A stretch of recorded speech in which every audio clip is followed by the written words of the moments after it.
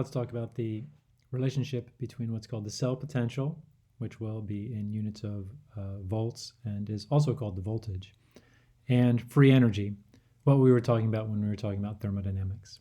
So this is the same reaction we had previously, and this reaction is spontaneous.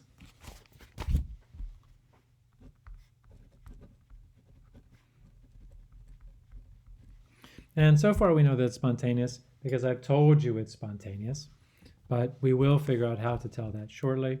But for now, spontaneous means that delta G, which is the change in free energy, is less than 0.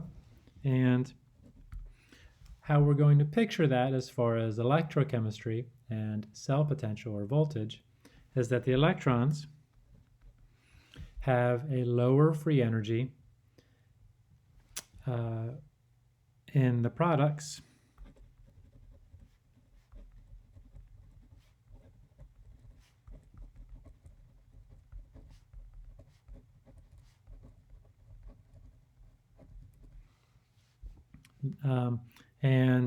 specifically the products here, the electrons are going from the zinc to the copper, so the electrons have a lower free energy in the products, which means with the copper, than with the reactants, or more specifically with the zinc.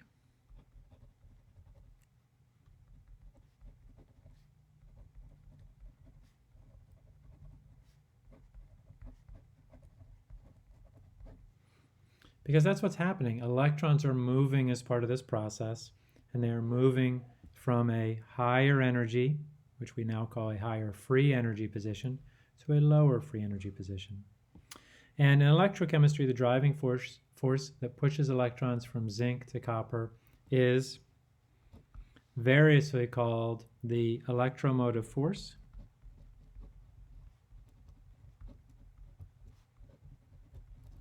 where electromotive force has the abbreviation capital EMF.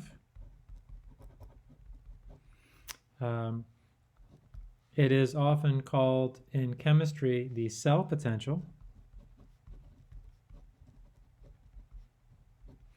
And so it will be have the symbol capital E, cell. And this is how we will typically refer to it, either as E cell or E or E naught cell. So all of these ways are ways of referring to really the electromotive force, which we'll also call the cell potential. And then for units, typically they are volts, and we'll say more about volts, or let's see, volts are units of cell potential. Okay, well, hang in there, we were getting there. Now let's talk about the relationship between E, the cell potential, and delta G reaction. So we can do this. Delta G reaction equals, and then minus NF E cell. We can do it without knots. We can do it with knots, and we'll do both of those. And we'll talk about when to do that and when not. And now let's talk about the terms here. So we know that delta G naught reaction, we've been working with that. That is the change in free energy of reaction. And I'll just use the standards for now. We'll talk about when to take the knots away. So this is, as we already know, the change in free energy of reaction under standard conditions.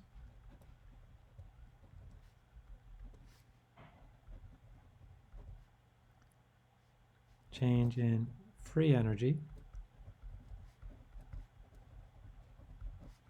of reaction under standard conditions.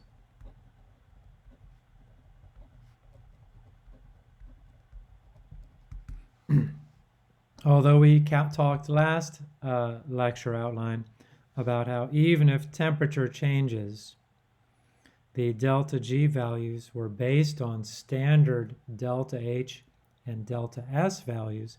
And so we kept it there, and we just said, let's be careful, let's be clear on how we're doing this, and we'll be all right. Excuse me. Hold on. I need to turn some more coffee into education. There we go. And we just call it the free energy. Technically, it's the Gibbs free energy. That's what the G stands for. But there are no other free energies in this course. So E naught cell is the cell potential in volts.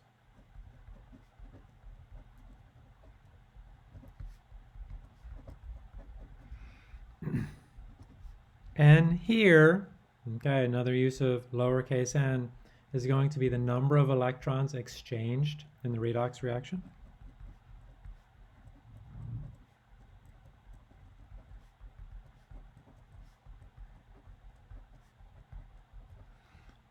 For example, in the one we were just talking about, between zinc and copper, 2 electrons are moved. So for this reaction, n would equal 2. Excuse me. And F. F is the Faraday constant.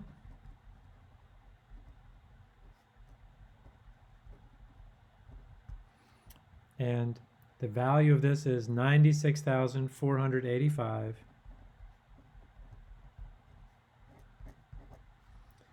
coulombs per mole of electrons.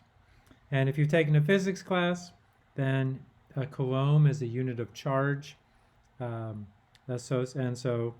won't talk too much about where this comes from, but it is a unit of charge that is associated with an electron, and it is this many coulombs that is equal to the charge for a mole of electrons. And so really this is taking cell potential times a charge times the number of electrons to get a free energy.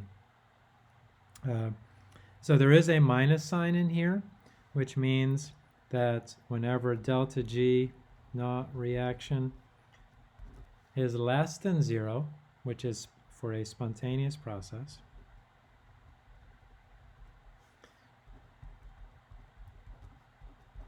it means that E naught cell, or in general, the cell potential is greater than 0. So positive cell potentials are for spontaneous reactions, and that leads to, or that is associated with, negative free energies or changes in free energy. We can also say that when the cell potential is 0, it is at equilibrium, and when the cell potential is negative, that means it's a non-spontaneous process. Same way, so all of that goes with, so basically everything's opposite sign, and that's historical in nature, and we're stuck with it, unfortunately. All right, so now let's talk about standard cell potential, and let's see, so I'll put this equation back up. And now, so again, standard, when everything is standard, that means 1 molar solutes, 1 atmosphere partial pressures.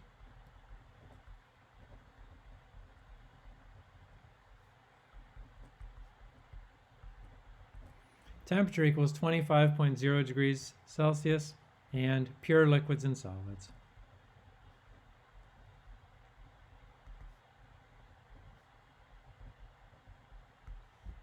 Now pretty much everything we do, especially for electrochemistry, is at 25 degrees Celsius. So we are usually under standard conditions as far as temperature is concerned. For standard cell potentials, we will have 1 molarity solutes. And that means that if we are at different concentrations, we will remove the naught symbol. Now, let's see. So, as we will very shortly see, E naught cell for the zinc oxidation and copper reduction.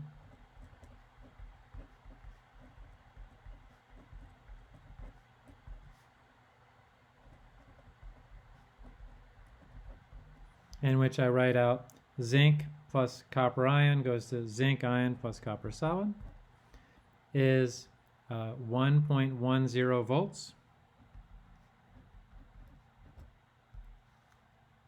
Let's calculate delta G naught reaction.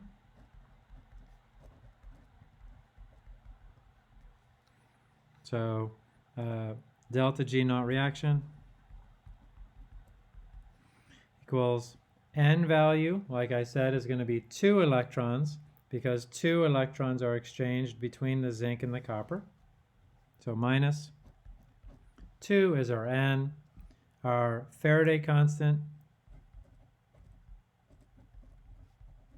is 96,485 coulombs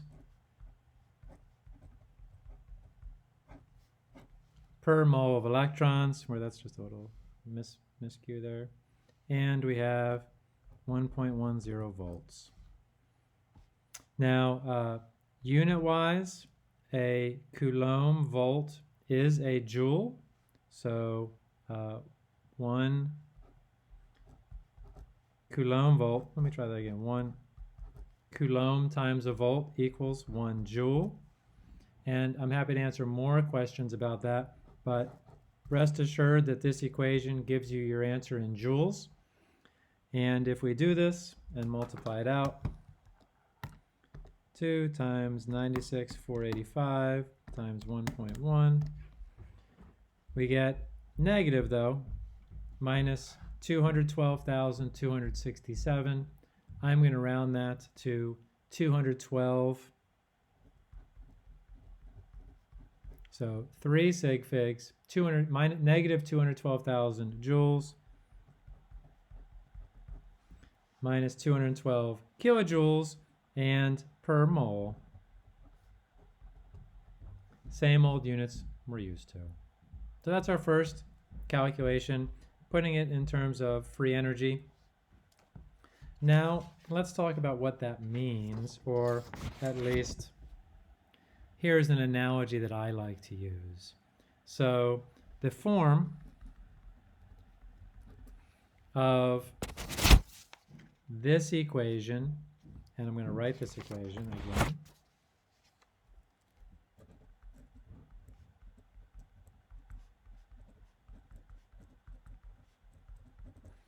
The form of this equation reminds me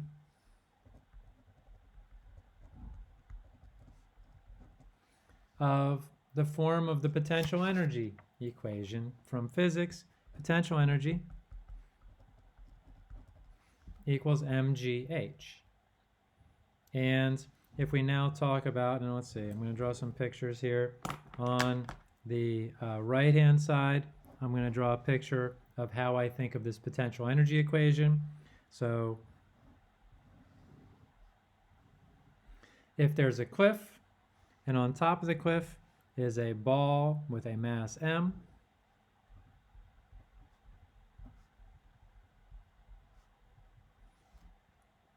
and if the ball falls down,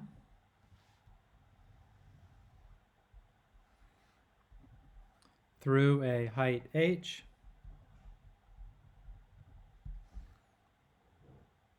then we can calculate the potential energy, really a potential energy change from the potential energy it had on top of the cliff to the potential energy it had on the bottom of the cliff. So, and we have the mass times the height times g, and I would suggest to you that g, which is the gravitational constant,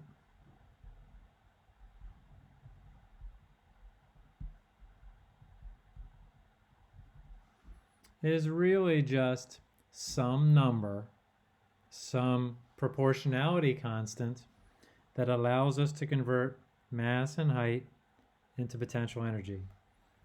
I know, it's not a glamorous way of looking at it, but the gravitational constant is a proportionality constant.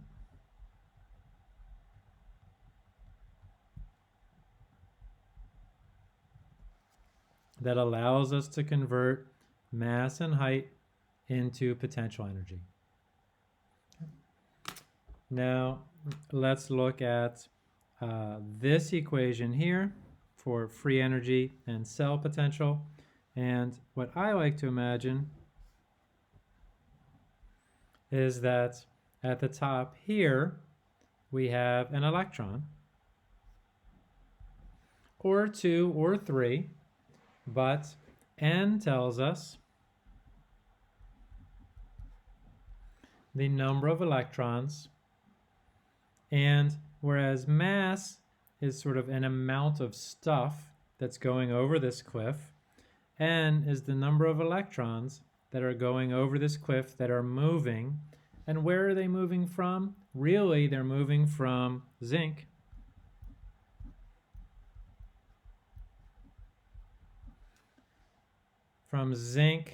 plus copper ion to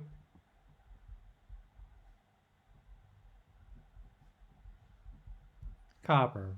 And so the electrons start at zinc and they end at copper. And there's a potential difference. In this analogy, a height. And now that height is called E naught cell. So you can imagine that the electron has higher potential energy, and this is true, or higher free energy in this case, when it's attached to this zinc. It has lower potential energy, or free energy in this case, sorry, when it is attached to the copper. And so it is falling through a potential. And this also reminds us of reaction energy diagrams that we've done. Starts at a higher energy place, ends at a lower energy place, and that is a spontaneous process. Which means that F, our Faraday constant,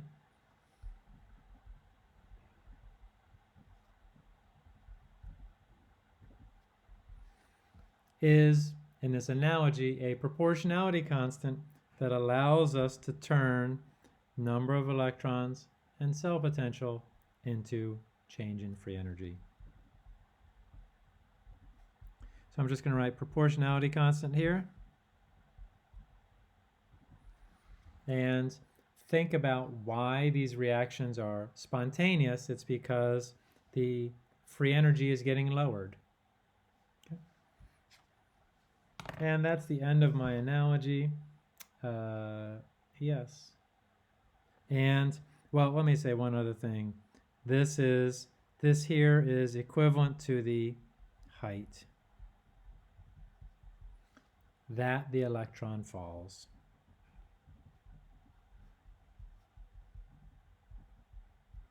Right, so what is cell potential? It is a height or a potential difference between where the electron starts and where the electron ends. That's all I wanted to say.